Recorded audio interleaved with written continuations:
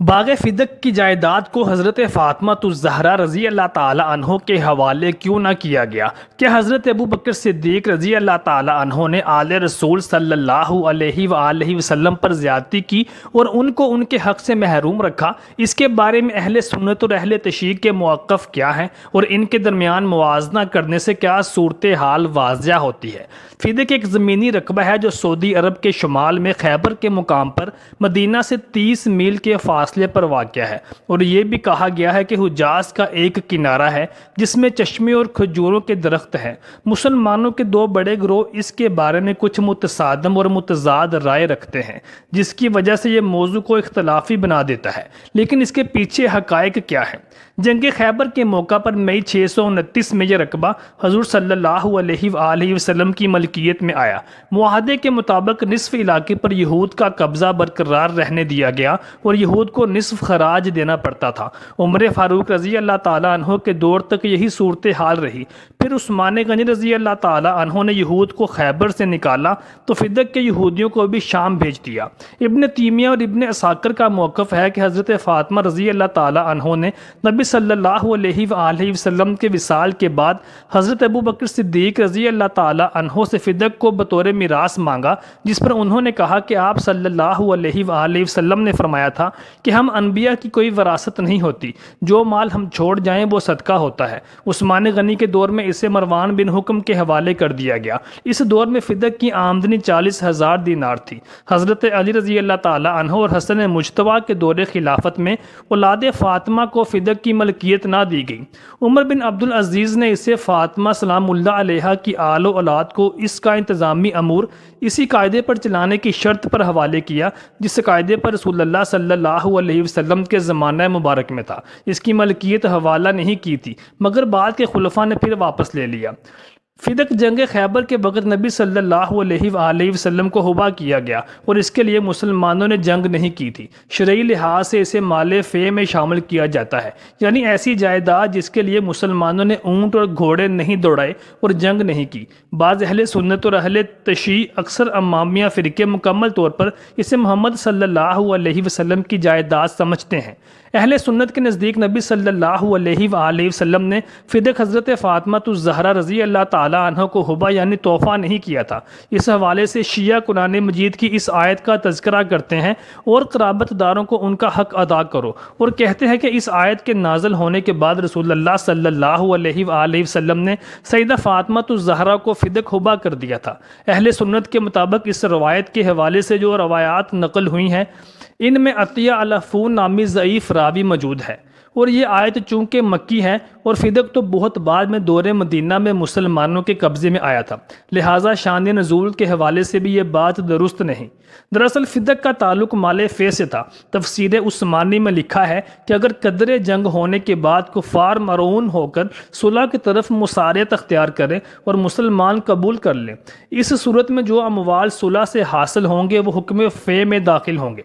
نبی کریم صلی اللہ علیہ وآلہ وسلم کے عہد مبارک میں اموال فے خاص طور پر نبی صلی اللہ علیہ وآلہ وسلم کے اختیار و تصرف میں ہوتے تھے۔ چونکہ فدق بھی بغیر کسی جنگ و جدل کے مسلمانوں کے قبضے میں آیا تھا، لہٰذا اس کا تعلق بھی مال فے سے تھا۔ اہل سنت کے مطابق انبیاء کرام کی کوئی مالی وراثت نہیں ہوتی، البتہ انبیاء کرام وراثت میں اپنا علم چھوڑتے ہیں، لہٰذا قرآن کریم میں کہیں پر بھی مالی وراثت کا تذکرہ نہیں آیا۔ جہاں پر وراثت کا تذکرہ ہے وہ صرف اور صرف علم و نبوت سے خاص ہے، لہٰذا مستند روایات کے مطابق سیدہ فاطمہ الزہرا رضی اللہ تعالیٰ عنہ فدق کو بطور میراث طلب کرنے حضرت ابو بکر صدیق رضی اللہ تعالیٰ عنہ کے پاس گئیں، لیکن انہوں نے فرمایا کہ رسول اللہ صلی اللہ علیہ وآلہ وسلم نے فرمایا کہ ہماری وراثت نہیں ہوتی، جو مال ہم چھوڑ جاتے ہیں وہ صدقہ ہوتا ہے۔ دور نبوی صلی اللہ علیہ وآلہ وسلم میں سیدہ فاطمہ الزہرا رضی اللہ تعالیٰ عنہ گھر کے لیے ایک خادمہ مانگنے کے لیے گئیں،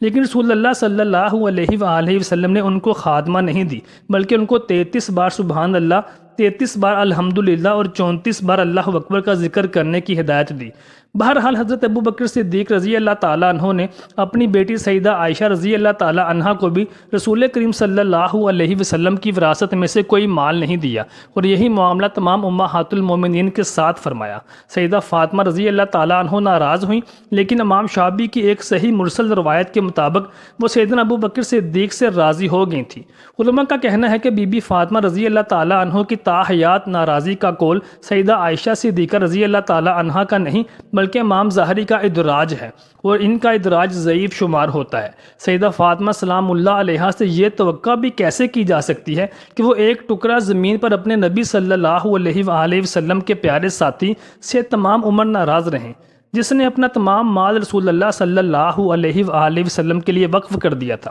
کائنات کی بہترین خاتون سے ایسی توقع رکھنا بھی منفی سوچ ہے، اور اسلام ایسی بدگمانیوں سے ممانعت کی تلقین دیتا ہے۔ صحیح بخاری میں سیدہ عائشہ سے روایت ہے کہ نبی صلی اللہ علیہ وآلہ وسلم کی وفات کے بعد فدق کی ملکیت پر فاطمہ الزہرا اور ابو بکر میں اختلافات پیدا ہوئے۔ فاطمہ نے فدق پر اپنا حق ملکیت سمجھا، جبکہ ابو بکر صدیق نے فیصلہ دیا کہ چونکہ انبیاء کی وراثت نہیں ہوتی اس لیے فدق حکومت کی ملکیت میں جائے گا۔ اس پر فاطمہ ابو بکر صدیق سے ناراض ہو گئیں اور اپنی وفات تک ان سے کلام نہیں کیا، یہاں تک کہ ان کی وفات کے بعد بھی ان کی وصیت کے مطابق ان کا جنازہ رات کو پڑھایا گیا، جس کے بارے میں ابو بکر صدیق کو خبر نہ کی گئی۔ اہل سنت کی کچھ روایات کے مطابق سیدنا ابو بکر صدیق نے بعد میں سیدہ فاطمہ سے صلح کی کوششیں جاری رکھیں، یہاں تک کہ وہ ان سے ناراض نہ رہیں۔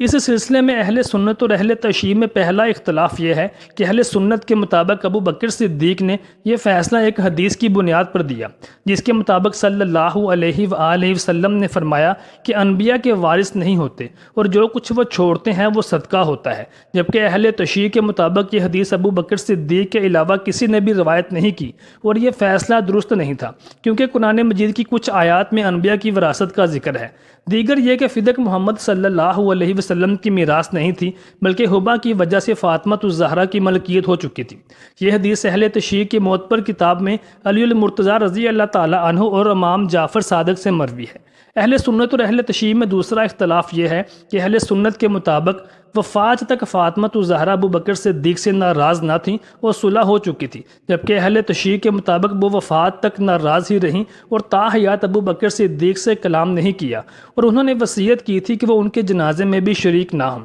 اور ابو بکر صدیق رضی اللہ تعالیٰ عنہ ان کے جنازے میں بھی شریک نہیں ہو سکے۔ لسان العرب جلد نمبر 2 صفحہ 473۔ برادران اسلام، اب ہم اہل سنت و شیعہ کے موقف کا موازنہ کر کے اس مسئلے کے مختلف پہلوؤں سے حقیقت حال جاننے کی کوشش کرتے ہیں کہ فدق کے مسئلے کی حقیقت دراصل ہے کیا،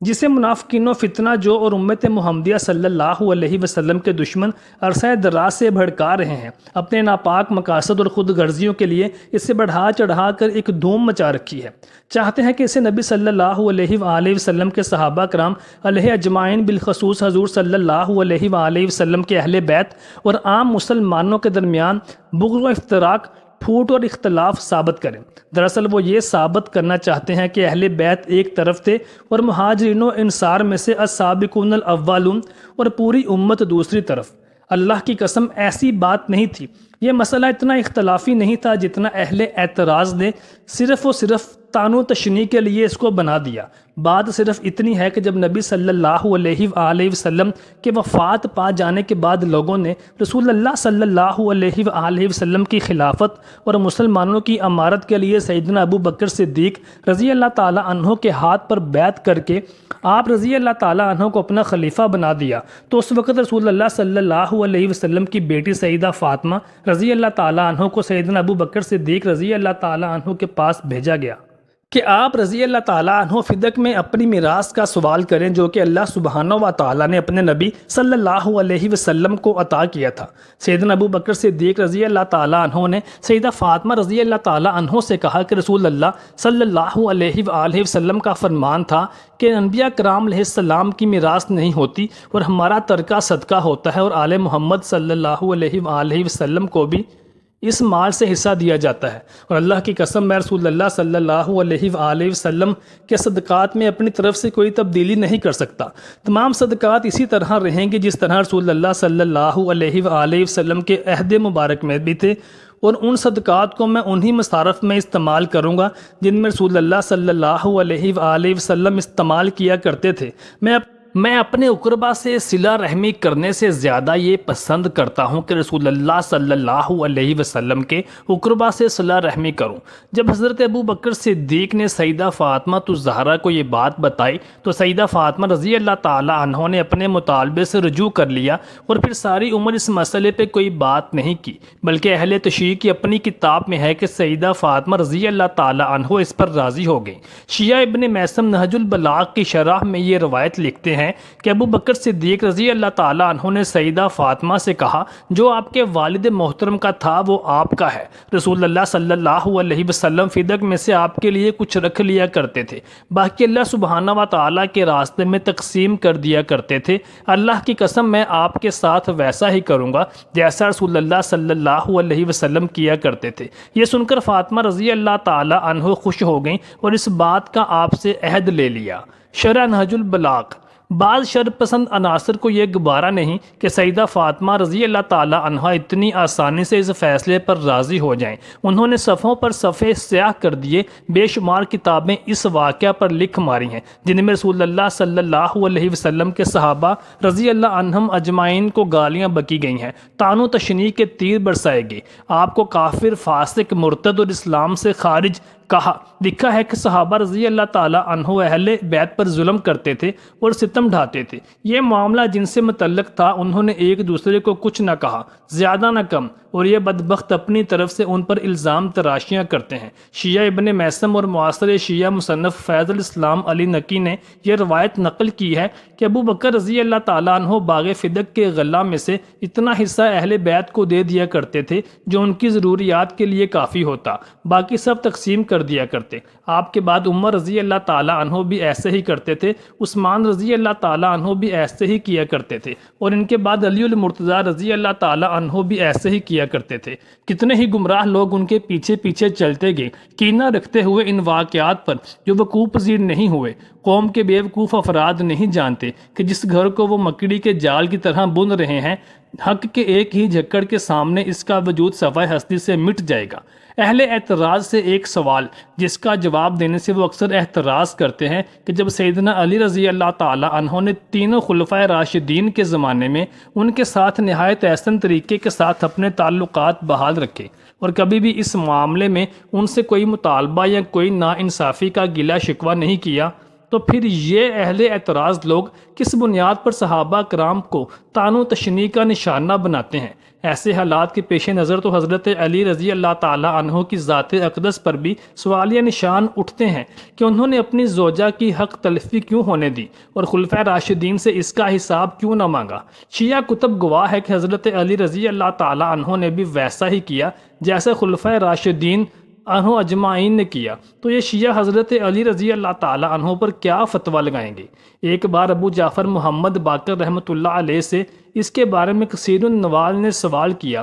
میں آپ پر قربان جاؤں، کیا آپ کا خیال ہے کہ ابو بکر رضی اللہ تعالی عنہ اور عمر رضی اللہ تعالی عنہ نے آپ کا حق روک کر آپ پر ظلم کیا، یا ان الفاظ میں کہا کہ آپ کا کچھ حلف تلف کیا گیا؟ آپ نے کہا ہرگز نہیں، اس ذات کی قسم جس نے اپنے اس بندے پر قرآن نازل کیا جو سارے جہانوں کے لیے نذیر یعنی ڈرانے والے ہیں، ہم پر ایک رائی کے دانے کے برابر بھی ظلم نہیں کیا گیا۔ میں نے کہا قربان جاؤں، کیا میں بھی ان دونوں سے یعنی ابو بکر اور حضرت عمر رضی اللہ تعالی عنہ سے محبت رکھوں؟ تو امام باقر کہنے لگے ہاں، تیرا ستیہ ناس ہو، تو ان دونوں سے محبت رکھ، پھر اگر تجھے کوئی بھی تکلیف پہنچے تو وہ میرے ذمہ ہے۔ شرح نہج البلاغہ۔ محترم ساتھیوں، باغ فدق کا مسئلہ ایک اختلافی مسئلہ نہیں، لیکن اس کو توڑ مڑوڑ کر پیش کر کے ایک اختلافی مسئلہ بنا دیا گیا ہے۔ نبی کریم صلی اللہ علیہ وآلہ وسلم کے تمام صحابہ کرام علیہ اجمعین ہمارے لیے مکرم اور محترم ہیں اور قابل عزت ہیں،